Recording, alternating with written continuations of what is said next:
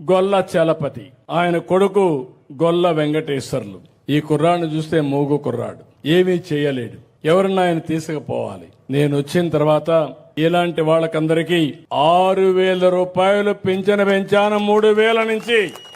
దానివల్ల ఆ కుర్రాడికి రోజు ఈ పింఛను వల్ల కొంతవరకు వెసులుబాటు వచ్చింది. వాళ్ళ తల్లి ఇక్కడ లేదు, డబ్బుల కోసం గల్ఫ్ కి వెళ్ళింది. అక్కడ 3,000 4,000 సంపాదించి ఆ డబ్బులు పంపిస్తుంది. అంటే ఒక వ్యక్తి యొక్క జీవితాన్ని మీరు చూడాలి. కన్న బిడ్డను ఏ తల్లి వదిలిపెడదు, కానీ వెసులుబాటు లేదు కాబట్టి ఆ డబ్బులు పంపిస్తే వాళ్ళ అత్త మామలు వాళ్ళు చూసుకుంటారని చెప్పే ఉద్దేశంతో వదిలిపెట్టి అక్కడికి వెళ్లే పరిస్థితికి వచ్చింది. ఇప్పుడు ఆ కుర్రాడికి నేను ఆలోచించాను, కనీసం ఇంట్లో ఉండాలి, వస్తే ఎవరన్నా మొయ్యాలి. అందుకే నేను ఆలోచించి ఈ ట్రై సైకిల్ పెట్టి బ్యాటరీది పెట్టి 45,000 రూపాయలతో ఈ రోజే శాంక్షన్ చేసి అతనికి ఇచ్చాను. పాప మొగోడు ఆనందం చూస్తే నా కళ్ళలో నీళ్లు వచ్చే పరిస్థితి వచ్చింది. నా జన్మ చరితార్థమైందని అది చూసినప్పుడు, ఓ నా కోసం ఈ ట్రై సైకిల్ ఇచ్చారు, నేను కూడా ఊరంతా తిరగచ్చు అనే ఆలోచన ఆ కుర్రాడికి వచ్చిందంటే అది మానవత్వంతో ప్రభుత్వం పనిచేయాల్సిన విధానం అని చెప్పి కూడా నేను మీకు తెలియజేస్తున్నా.